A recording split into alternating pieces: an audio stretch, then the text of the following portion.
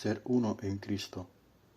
Las personas en el mundo están constantemente expuestas a metas de distinta índole, ya sea impuestas desde lo personal o impuestas desde el exterior a la persona. Como creyentes cristianos, nuestras metas en la vida deben identificarse con las metas de Dios para que con el hombre, pues Él es quien nos hizo y en Él encontraremos la plenitud de la vida. Es en su palabra donde descubrimos los objetivos que Dios tiene para nuestra vida. En Juan 3:16 dice, porque de tal manera amó Dios al mundo que ha dado a su Hijo unigénito para que todo aquel que en Él cree no se pierda, mas tenga vida eterna. Acá vemos el corazón de Dios para con el hombre, un corazón dispuesto a todo para que vivamos bendecidos.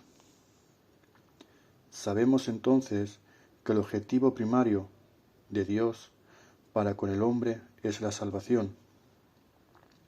En 1 Timoteo 2:4 nos dice, el cual quiere que todos los hombres sean salvos y vengan al conocimiento de la verdad. El objetivo siguiente es ir al conocimiento de la verdad con un propósito. En un pasaje de la Escritura hay una oración muy fuerte que vamos a trabajar. Es muy importante recordar que esta oración es una de las últimas que Jesús hace antes de ser entregado. Es importante notar que en el énfasis que deja Jesús habla de la unidad, clave para andar con poder y para cumplir la obra de Dios. Lo vemos en Juan 17, versículos del 1 al 3. Estas cosas habló Jesús, y levantando los ojos al cielo dijo, Padre, la hora ha llegado, glorifica a tu Hijo, para que también tu Hijo te glorifique a ti, como le has dado potestad sobre toda carne, para que dé vida eterna a todos los que le diste. Y esta es la vida eterna, que te conozcan a ti, el único Dios verdadero, y a Jesucristo, a quien has enviado. En Juan capítulo 17, versículos del 4 al 6, yo te he glorificado en la tierra, he acabado la obra que me diste que hiciese. Ahora pues, Padre, glorifícame tú al lado tuyo, con aquella gloria que tuve contigo antes que el mundo fuese. He manifestado tu nombre a los hombres que del mundo me diste, tuyos eran y me los diste, y han guardado tu palabra. En Juan 17, versículos del 7 al 10, ahora han conocido que todas las cosas que me has dado proceden de ti, porque las palabras que me diste les he dado, y ellos las recibieron, y han conocido verdaderamente que salí de ti, y han creído que tú me enviaste. Yo ruego por ellos, no ruego por el mundo, sino por los que me diste, porque tuyos son, y todo lo mío es tuyo, y todo lo tuyo mío, y he sido glorificado en ellos. En Juan capítulo 17, versículos del 11 al 13, y ya no estoy en el mundo, mas estos están en el mundo, y yo voy a ti, Padre Santo, a los que me has dado, guárdalos en tu nombre, para que sean uno, así como nosotros.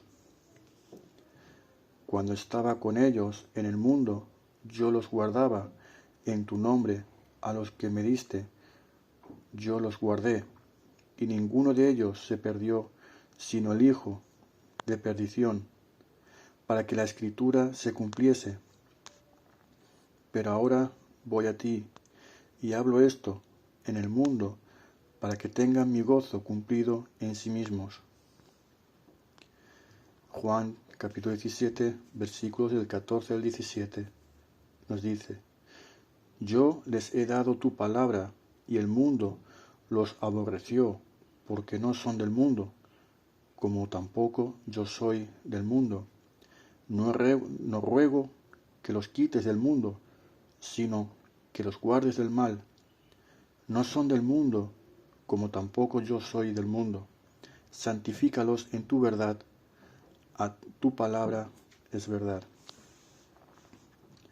No tenemos que dudar de que la palabra de Dios es verdad, y tenemos y debemos anhelar que esta palabra esté en lo profundo de nuestros corazones. Creemos en la integridad de la palabra. Creemos que a través de ella Dios se ha manifestado y que la manera de tener contacto con Dios es por su palabra. En los versículos 14 al 16 vemos que el cristianismo no es estar fuera, apartado del diario vivir.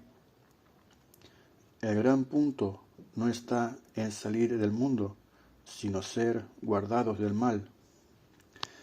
En Filipenses capítulo 2, versículo 15, nos dice lo siguiente: para que seáis irreprensibles y sencillos, hijos de Dios sin mancha en medio de una generación maligna y perversa, en medio de la cual resplandecéis como luminares en el mundo. Dios nos llama a vivir una vida distinta a la que el mundo plantea. Por ejemplo, cristiano que busca cosas novedosas, televisión, audio, ropa, etc., y se afana tanto en estar a la moda que empieza a estar preocupado, ansioso, envidioso, y así pierde el corazón de Dios. Creer no significa aplicar las reglas de Dios con la sociedad de consumo, sino creer acerca de las cosas que están en la palabra de Dios. Para vivir una vida de bendición en medio de este mundo, tenemos que comprender cuál es el diseño de vida que Dios ha dejado en su palabra para todos los que han de creer.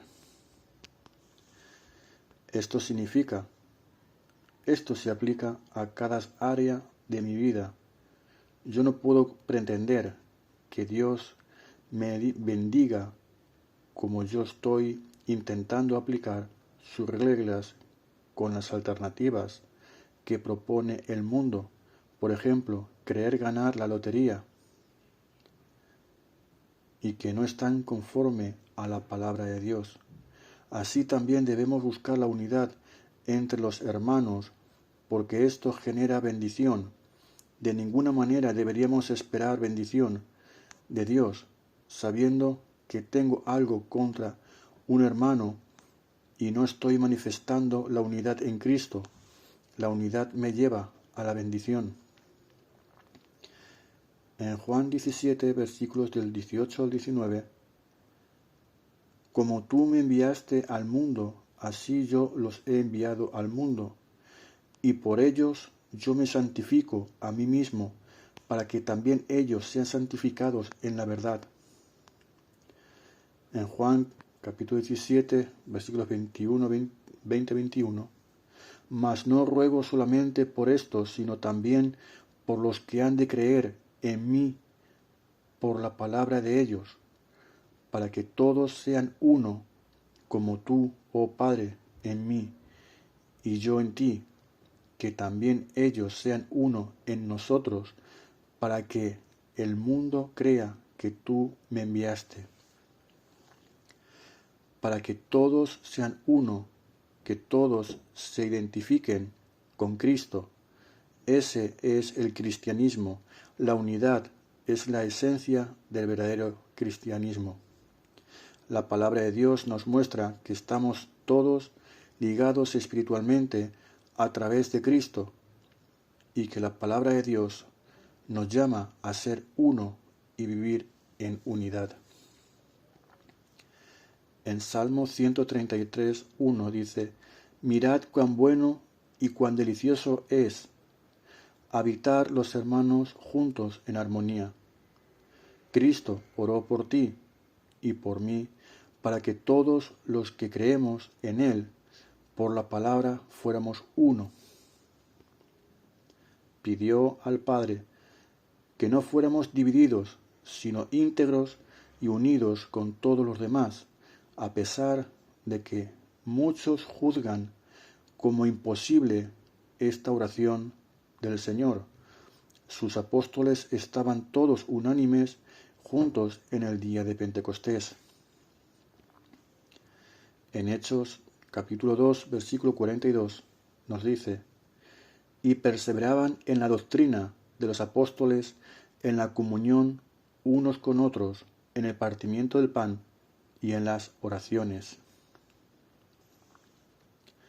No era una unidad superficial, ya que la multitud de los que habían creído era de un corazón y un alma, y ninguno decía ser suyo propio nada de lo que poseía, sino que tenían todas las cosas en común. Esta unidad fue tan poderosa que miles de personas llegaron a la salvación y ocurrieron milagros tremendos. En Hechos capítulo 4, versículo 32 nos dice lo siguiente: «Y la multitud de los que habían creído era de un corazón y un alma, y ninguno decía ser suyo propio nada de lo que poseía, sino que tenían todas las cosas en común». Cumplieron esta oración de Cristo. Es tiempo de entender que el diablo sabe el poder de la unidad y que la lucha no es contra sangre y carne, sino espiritual. La división es obra de la carne y envidia y evidencia de la poca espiritualidad, confunde y lastima los corazones. Seamos uno. Cristo ideó la Iglesia en unidad para facilitar el crecimiento de todo creyente. Toda la Iglesia debe aceptar el reto del Señor de unir a todos los creyentes. La misión de la Iglesia no ha cambiado: la de predicar el Evangelio a toda criatura, practicar la bondad de Dios con todo aquel que necesita y estimular el amor y el compañerismo entre los hermanos. Sigamos la enseñanza de Cristo para que la división que tanto aleja a las cosas de Dios desaparezca y que permanezca solamente, exclusivamente y sencillamente la Iglesia que Cristo fundó en su condición original, para bendición de los hermanos y para gloria de Dios. Para finalizar, recordemos las palabras de Cristo en su oración. En Juan capítulo 17, versículos 20-21. «Mas no ruego solamente por estos, sino también por los que han de creer en mí por la palabra de ellos, para que todos sean uno, como tú, oh Padre, en mí y yo en ti, que también ellos sean uno en nosotros, para que el mundo crea que tú me enviaste».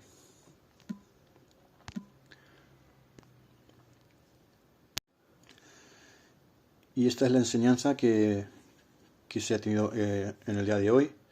Espero